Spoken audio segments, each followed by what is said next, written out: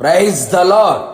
ఆల్ఫాయు ఒమేగయు వర్తమాన భూత భవిష్యత్ కాలములో ఉండువాడు అయిన యేసుక్రీస్తు శుభనామములో మీకు అన్ని విషయములలో మేలు కలుగునుగాక. ఈ దినపు యేసయ్య జీవపు మాట 55వ కీర్తన 22వ చరణం. నీ భారము యెహోవా మీద మోపుము, ఆయనే నిన్ను ఆదుకొనును. యేసయ్యనే ప్రేమించుచు, ఆయన సిలువను మోయిచు, ఆయన సిలువ నీడలో విశ్రమించుచు, ఈ ఆత్మీయ యాత్రలో ఆనందముతో నడిపించబడుచున్న నా దేవుని పరిశుద్ధ దైవ జనాంగమా, నా యేసయ్య మంచి దేవుడు, అన్ని వేళలా నమ్ముకొనదగిన సహాయకుడు, అన్ని విధాలుగా ఆయనే నిన్ను ఆదుకొనగలవాడై ఉన్నాడు. ప్రస్తుతపు దినములలో ప్రతి ఒక్కరూ ఏదో ఒక భారమును మోయుచు భరించుచు నడిపించబడుచున్నారు. మరికొందరు భారము భరించలేక, భారము మోయలేక కాలము చేయుచున్నారు. అందుకే నా యేసయ్య ప్రేమతో నిన్ను పిలుచుచున్నాడు. ప్రయాసపడి భారము మోయుచున్న సమస్త జనులారా, నా యొద్దకు రండి, నేను మీకు విశ్రాంతిని కలుగజేతును అని ఎంతో జాలితో, దయతో, కరుణ వాత్సల్యముతో ఆయన మనలని పిలుచుచున్నాడు.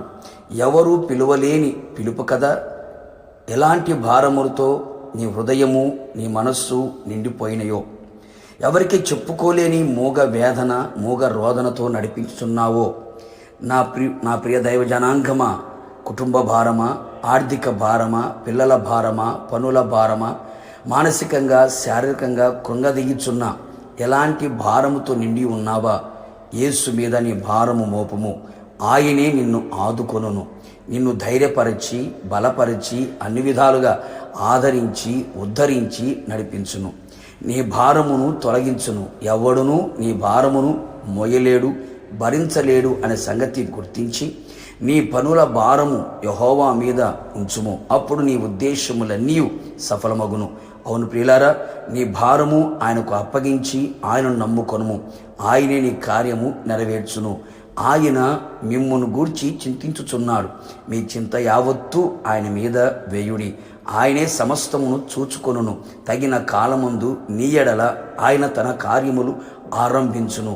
కావున నా దేవుని ప్రియులారా, ఆయన సన్నిధిలో మోకరించెదము, ఆయన మీద ఆధారపడేదము, ఆయననే నమ్ముకొనేదము, ఆయన యందు విశ్వాసముతో ఆయన వైపు చూచెదము.